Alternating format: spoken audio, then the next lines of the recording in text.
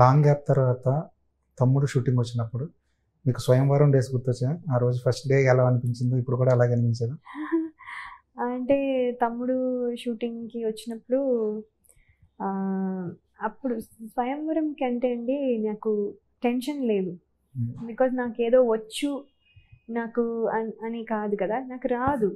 So ఇప్పుడు నేను వెళ్తున్నాను ఎంటీ మైండ్తో వెళ్ళాను, ఎంటీ మైండ్తో వెళ్ళాను, నాకు రాదు ఇప్పుడు ఏంటి అంటే మీరు చెప్పండి, ఓకే అలా అలా స్పంజ్లో గ్రాస్పింగ్ ఉండేది. ఇప్పుడు ఏంటంటే there is an expectation on me, నేను ఆల్రెడీ అంటే ఎక్స్పీరియన్స్డ్ అండ్ ఇది చేయగలను అది చేయగలను. సో ఇది ఇంకొక type of pressure.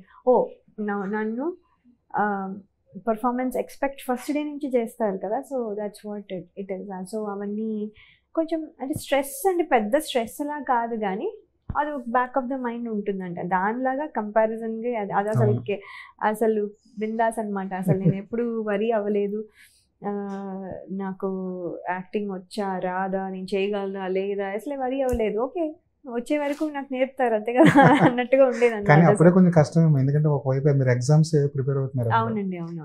First start అయిపోయిన వెంటనే మళ్ళీ ఎగ్జామ్స్ రాయడానికి మళ్ళీ ట్రైన్ ఎక్కి విజయవాడ వెళ్ళాల్సి వచ్చింది. అమ్మో అది ఐ థింక్ నేను ఒక 3 years అలాగే చేశానండి. నేను స్వయంవరం టైంలో అలాగే చేశాను, మనోహరం టైంలో అలాగే చేశాను, తర్వాత ప్రేమించు టైంలో అలాగే చేశాను. అమ్మో తర్వాత అలా అంటే అది వెళ్ళి వచ్చి చేస్తూ ఉంది. తర్వాత ఏంటంటే ఎగ్జామ్స్ ఉన్నా కూడా ఇగ్నోవులో చేశాను BCA MCA. సో ఇంట్లో కూర్చొని చదివి రాసినవి.